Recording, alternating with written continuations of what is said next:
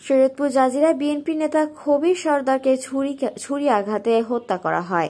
সেই আলমাস সরদারের অর্ধগলিত বস্তাবন্দি মরদেহটি একটি পরিত্যক্ত ভিটার মাটির নিচ থেকে উদ্ধার করেছে পুলিশ। শরীয়তপুর জাজিরায় বড়কান্দি ইউনিয়নে ওমরদি মাতবর কান্দি এলাকায় মসজিদে আজান ও মসজিদ কমিটির দ্বন্দ্বে বিএনপি নেতা খবির সরদারকে ছুরি আঘাতে হত্যা করা হয়। অভিযুক্ত সেই আলমাস সর্দারের অর্ধগলিত বস্তাবন্দি মরদেহটি একটি পরিত্যক্ত ভিটার মাটির নিচ থেকে উদ্ধার করেছে পুলিশ। বৃহস্পতিবার রাত 11:30টার সময় জাজিরা উপজেলা বড়কান্দি ইউনিয়নের ওমরদি কান্দি এলাকায় জব্বার মাস্টারের পরিত্যক্ত ভিটা থেকে অভিযুক্ত আলমাস সর্দারের মরদেহটি উদ্ধার করে জাজিরা থানা পুলিশ স্থানীয় ও পরিবার সূত্রে জানা যায়, বিএনপি নেতাকে ছুরি আঘাতে হত্যার পর অভিযুক্ত আলমাস সর্দারকে খুঁজে পাওয়া যায়নি।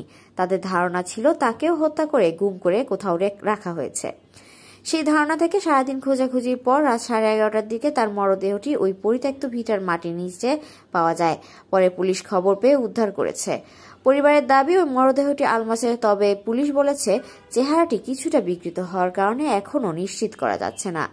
আলমাসের ভাবি বলেন, আমার ভাইকে পরিকল্পিতভাবে হত্যা করা হয়েছে। এখানে কোনো মাইকিং বা কমিটি নিয়ে দ্বন্দ্ব ছিল না, তবে এলাকায় জমিজমা বিরোধ চলছিল।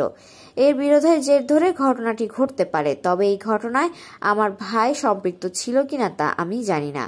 আলমাস লেখাপড়া করেন, তিনি মাস্টার্স ইতিমধ্যে শেষ করেছেন। এই হত্যাকারী বিচার চাই।